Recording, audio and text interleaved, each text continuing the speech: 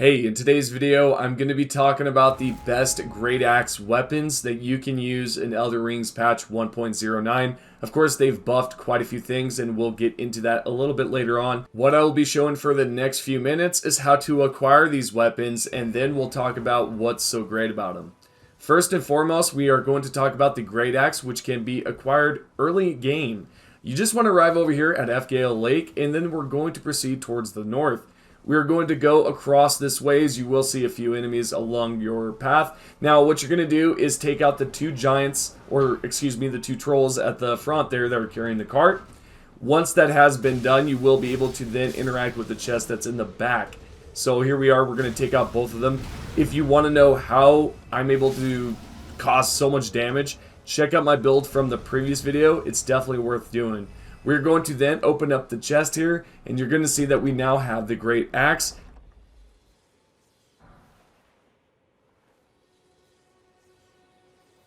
The next axe that we are going to pick up is going to be the Crescent Moon Axe, and this can be found over here at the lifted chambers.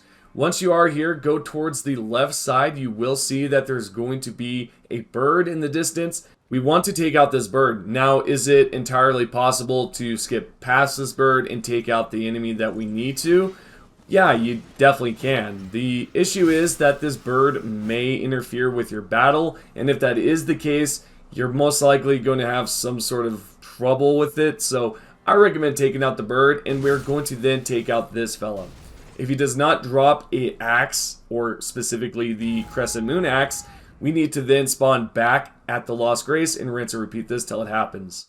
Next up, we are going to head over here towards Castle Morn, and this is going to be the Long Haft. You can find this over here towards this specific Lost Grace, which is going to be the back side of Rampart. Once you are here, you can go towards the left side once you've crossed the bridge and take out the Misbegotten on the left side. There's going to be two of them, so you do not need to take out the other one yet. The other one will drop something eventually. The next axe can be found over here towards Lake Facing Cliff, and this is going to be the Executioner's Great Axe. We can find this if we head towards the southwest. What we will see in the distance will be some tombstones, as well as there's going to be some skeletons. We want to wait for one of them to pop up on the right side, and then you can go behind and attack. Now, if you want to, you can also wait, but yeah, do whichever you want. And this way you will avoid fighting three skeletons, and this way you can just fight one. We will then strike again on the floor so we can make sure that he's permanently done, and there we go. So let's go ahead towards the next axe, which can be found over here towards the prison church. If we head towards the right side, we are going to pick up the Great Omen Killer Cleaver, and this can be found over here towards the southwest. We are going to hop on top of these buildings and then drop down below, and then drop down again. What you will see is going to be the Omen, and we want to take him out. If you have already taken him out, what you will notice is that nothing will drop. It's kind of crazy because this guy has two, and you only get one, so that's kind of crappy, but it is what it is. So continuing on towards the next axe, which is over here at Morn Tunnel. The next Great Axe is going to be the Rusty Anchor, and this can be found towards the end. What's great about this cave, or this tunnel specifically, is that the boss is easy to reach. You just have to head forward towards the northeast. Do not go backwards, as I've just pointed my camera. You will see that there's going to be this wooden door. Once you've taken out this Misbegotten, you will then be able to receive the Rusted Anchor, as I've just mentioned. And now it's right here on the map.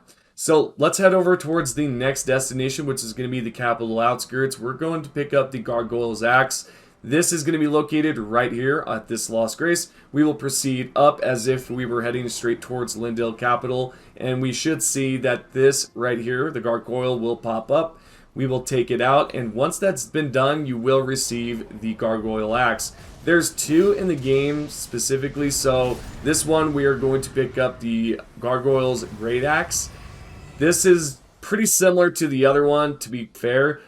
The ninth weapon can be found over here towards Schiefer River, and there will be 6 towers that we need to light up. So the first one can be found over here towards the northwest, so we'll light that one up by going towards the side and interacting with it.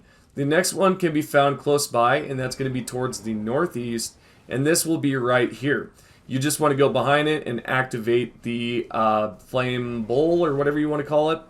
A brazier could also be a possible term there, I guess.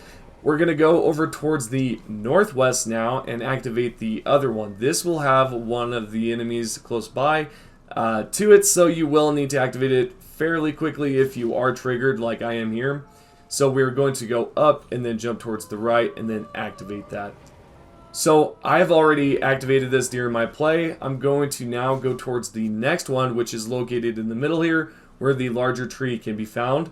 There's going to be a wolf here, so you do want to watch out, specifically the red wolf.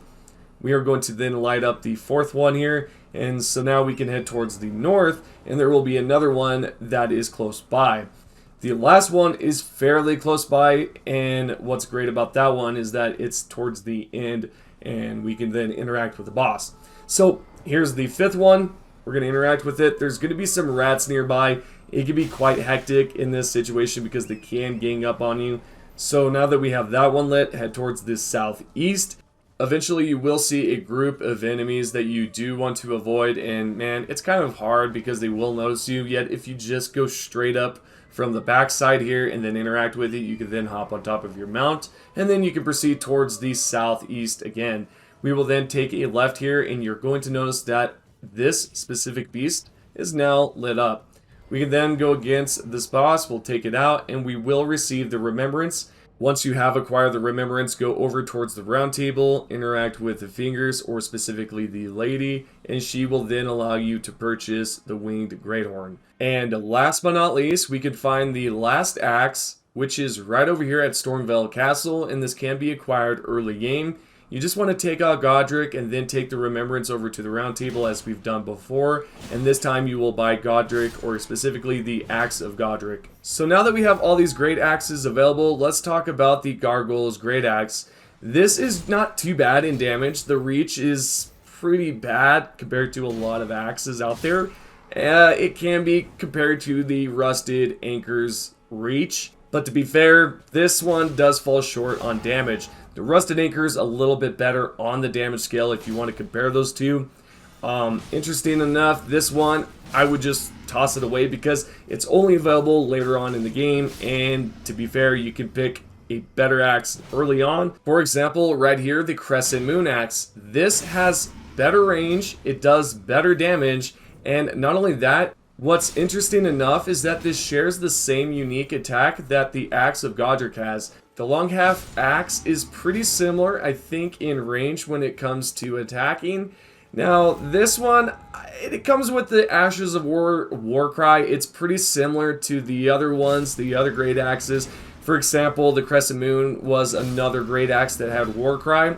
So, with the long half axe, it's pretty good in damage. It does have good crit. Is it better than the Crescent Moon Axe? I would say no. I would say it's pretty similar, to be honest. Next up, let's talk about the Executioner's Great Axe. This is pretty phenomenal in damage. It does have the same skill, Warcry. Now, besides the whole skill being the same, it does have phenomenal damage when you dual wield these and you attack with both. I've shown it in my previous videos, or actually my previous build.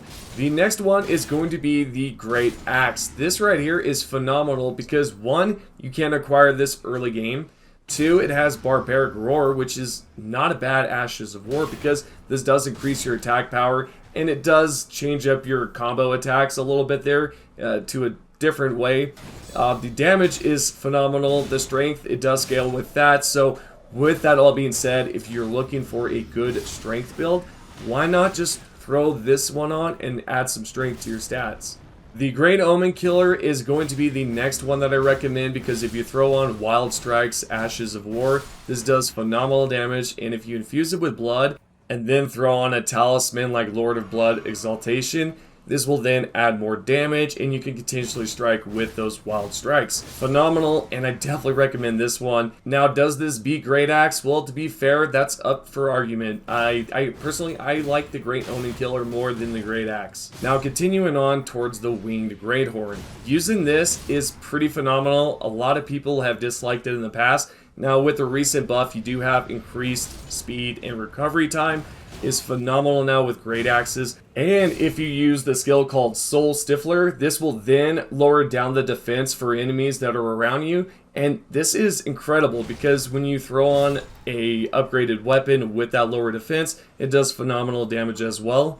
And last but not least, Axe of Godric is pretty insane when it comes to taking out several enemies. Is it good in PvP? Probably not. Honestly, I don't think it is. Yet, when you use the command the kneel, this does phenomenal damage around surrounding enemies. So you can use that to take out several enemies, and it's good one-on-one.